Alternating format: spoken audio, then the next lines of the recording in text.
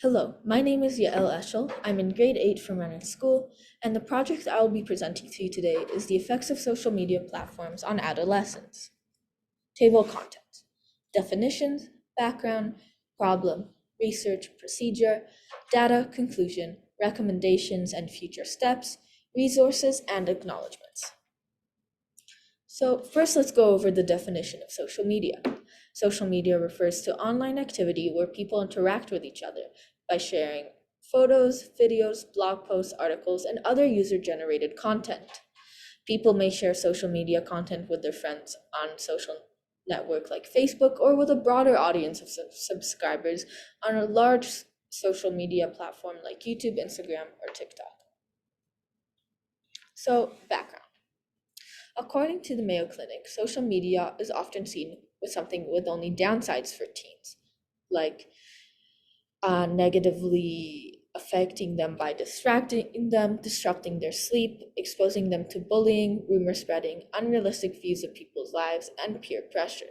But however, it does benefit them by creating a social network with people who they might not know are in the same position as them, as well as providing them with sources of entertainment and means of self-expression. So in 2020, Dr. Nessie published a journal saying that in 2018, 45% of teens said that they were almost constantly online.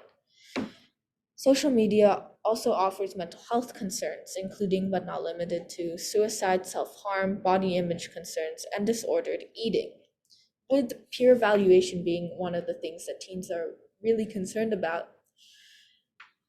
Social exclusion and online conflict and drama are something that they're also weary about. So, the problem. Although numerous research studies indicate a direct correlation between the increase in use of social media and decrease of mental health among teens, these studies fail to establish a direct cause and effect relationship. So, my research goal is to contribute to existing research that explores a direct relationship between the use of social media and the declining mental well-being among teens, as well as suggesting preventative measures and support groups. So, my research. Mental health affects 450 million people globally and almost 6.7 million individuals in Canada. 1 in 2 Canadians will have experienced a mental disorder by the age of 40. The economic cost of mental illness in Canada is estimated at 51 billion annually. Half of Canadians suffering from a major depressive episode receive potentially adequate care. 1/3 of Canadians aged 15 and older feel their mental health needs are not being fully addressed. And 75% of children with mental health issues lack access to specialized treatment programs. My procedure.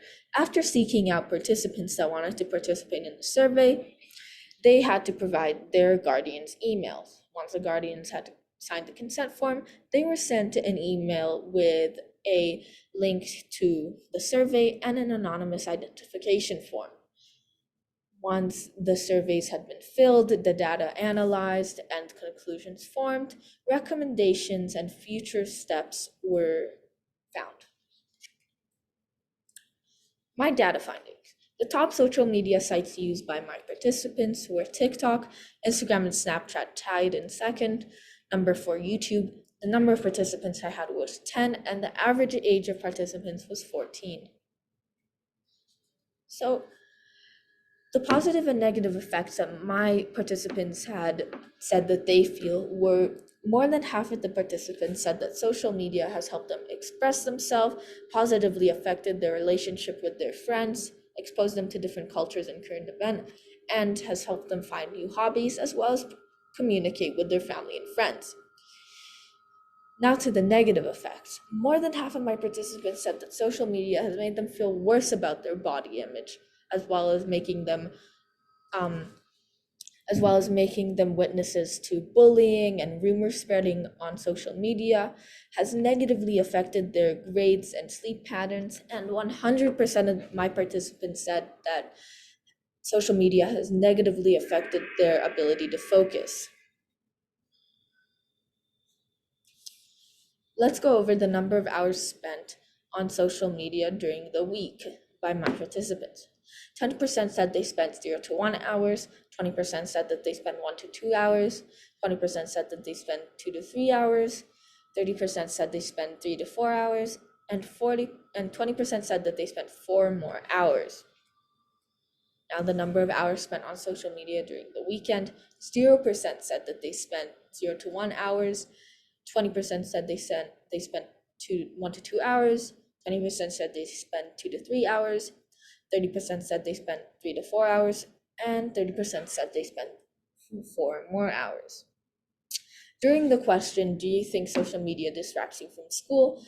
80% of my participants said yes, and 20 said no. Now, going back to the first slide about how much time they spend on social media during the week, with 50% saying that they spend 3 or more hours, that means, and school ends at 3, that means from 3 to 6 or 8, they're on social media, not being part of extracurriculars, doing homework, or just socializing with their friends. My conclusion, with 80% of the participants saying that they feel that social media distracts them from school and other activities, we can infer that not only does social media have an effect on teens' mental health, but also on their schoolwork. Overall, social media is not as beneficial to adolescents as it was created to be. This, however, can be changed with a few adjustments that I will talk about soon. Making social media more youth-appropriate when it comes to negative body image and low self-esteem provoking media, it can allow many younger individuals to thrive online. My sources of error. My research was not validated with other researches and studies done in this field.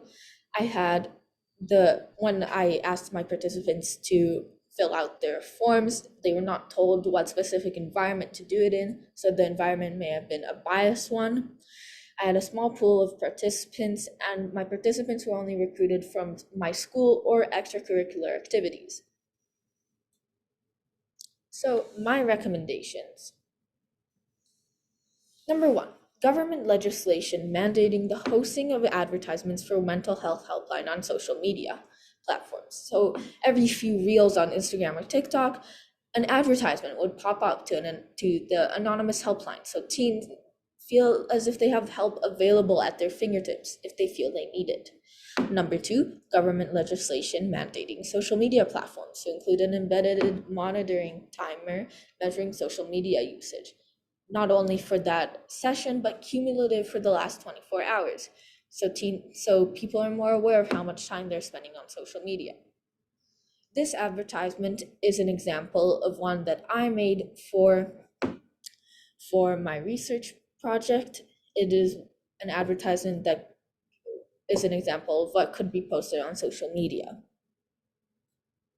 So, future research directions, a broader participant base, a gender comparison, so that we can identify the public with their unique needs and make it easier to provide them with tailored support, longitudinal study, and adult surveys. My resources and acknowledgements. Thank you for listening. I'd like to give a special thank you to the following people: Dr. Soros and McStowes for being excellent mentors, my mom and dad for guiding me and giving me advice throughout my project, and my dog Hank for always being there, and thank you.